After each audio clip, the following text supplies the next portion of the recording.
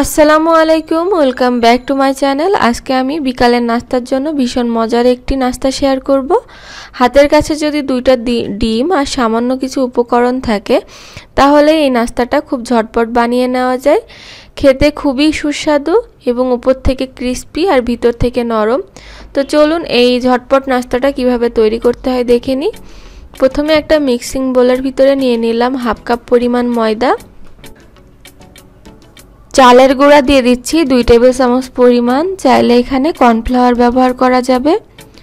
এখন দিয়ে দিচ্ছি লাল মরিচের গুঁড়া 1/4 চা চামচ পরিমাণ, দিয়ে দিচ্ছি হলুদের গুঁড়া 1/4 চা চামচ পরিমাণ। এখন দিয়ে দিচ্ছি আদা রসুনের গুঁড়া 1/4 চা চামচ করে। প্রথমে আমি আদার গুঁড়া দিয়েছি, এখন দিয়ে দিচ্ছি রসুনের গুঁড়া। আপনারা চাইলে এখানে আদা রসুনের গুঁড়াটা বাদ দিয়ে দিতে পারেন, আবার একটু করে আদা রসুন বাটাও দিয়ে দিতে পারেন।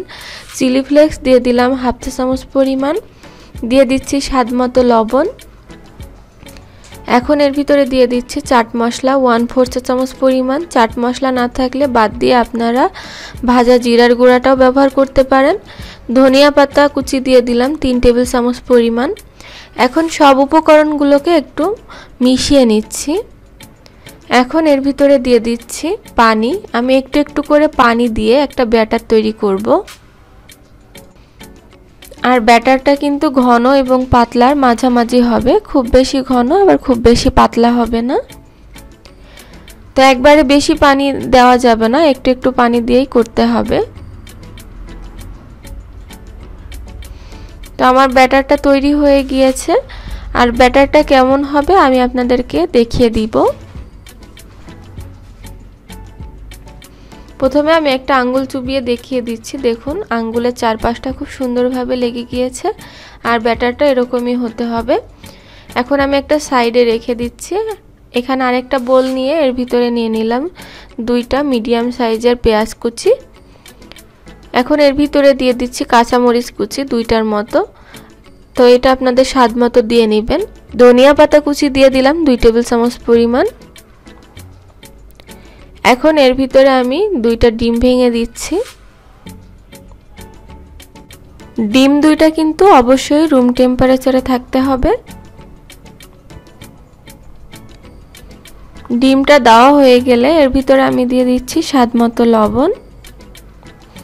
আর এখন দিয়ে দিচ্ছি গরম মশলার গুঁড়া 1/4 চা চামচের মতো।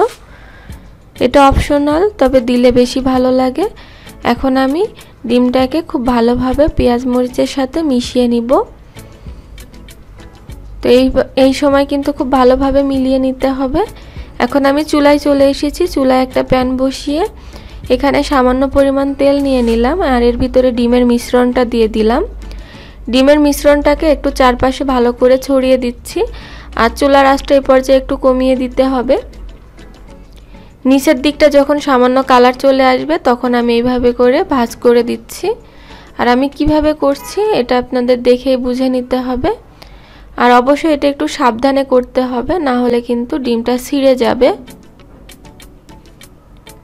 আর চুলার আঁচটা কিন্তু কম রাখতে হবে এই পর্যায়ে, না হলে নিচ থেকে পুড়ে যাবে ডিমটা।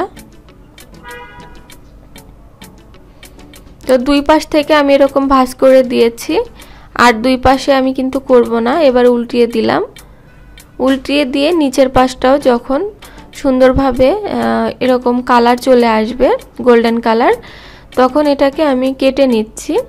আমি এরকম চামচের সাহায্যে কেটে নিচ্ছি। আপনারা চাইলে চুলা থেকে নামিয়ে চাকু দিয়ে এরকমভাবে সুন্দর করে কেটে নিতে পারেন, এটা আপনাদের ইচ্ছা। আমার কাছে চুলার উপরে এইভাবে ইজি মনে হচ্ছে। তো এইভাবে আমি লম্বা লম্বা করে কেটে নিচ্ছি। তো কেটে নেওয়া হয়ে গিয়েছে। এখন আমি এগুলো চুলা থেকে উঠিয়ে নিচ্ছি। চুলা থেকে উঠিয়ে নেওয়ার পরে এখানে আমি তেল গরম করতে দিয়েছি, আর এদিকে আমি যে আগে থেকে ব্যাটারটা তৈরি করে রেখেছিলাম, ব্যাটারের ভিতরে ডিমের একটা পিস নিয়ে ভালো করে এপিট ওপিট আমি গড়িয়ে নিয়েছি। নিয়ে আমি তেলের ভিতরে ছেড়ে দিলাম। তো এইভাবে আমি কয়েকটা ছেড়ে দিব। আপনারা চাইলে প্যানের ভিতরে তেল নিয়েও কিন্তু এই নাস্তাগুলোকে ভেজে নিতে পারেন। আমি এগুলোকে এই কড়াইয়ের ভিতরেই ভেজে নিচ্ছি। তো একবারে যে কয়টা ধরে আমি ওই কয়টাই দিব। আর চুলার আঁচটা এই পর্যায়ে কিন্তু কমিয়ে রাখতে হবে, খুব বেশি কম না, মিডিয়াম রাখলেই হবে। যেহেতু ভিতর থেকে রান্না হওয়ার কিছু নেই, উপর থেকে এটাকে একটু মুচমুচে করে ভেজে নিতে হবে। তো আমি উল্টিয়ে দিলাম এক পাশ কালার চলে আসার পরে, আর এইভাবে উল্টিয়ে পাল্টিয়ে আমি একটু ক্রিস্পি করে এই নাস্তাগুলোকে ভেজে নিব। তো আমারটা হয়ে গিয়েছে, আমি এখন নামিয়ে নিচ্ছি চুলা থেকে। দেখতেই পাচ্ছেন কতটা ইয়ামি হয়েছে দেখতে। ঠিক একইভাবে আমি বাকিগুলোকেও ভেজে নিয়েছি। তো এখন আমি আপনাদেরকে দেখিয়ে দিচ্ছি এটা কতটা সুন্দর হয়েছে। আমার আজকের রেসিপি আপনাদের কাছে কেমন লাগলো কমেন্ট করে জানাবেন। ভিডিও ভালো লাগলে অবশ্যই একটা লাইক দিয়ে দিবেন। আজকে আমি এখানেই বিদায় নিচ্ছি। আল্লাহ হাফেজ।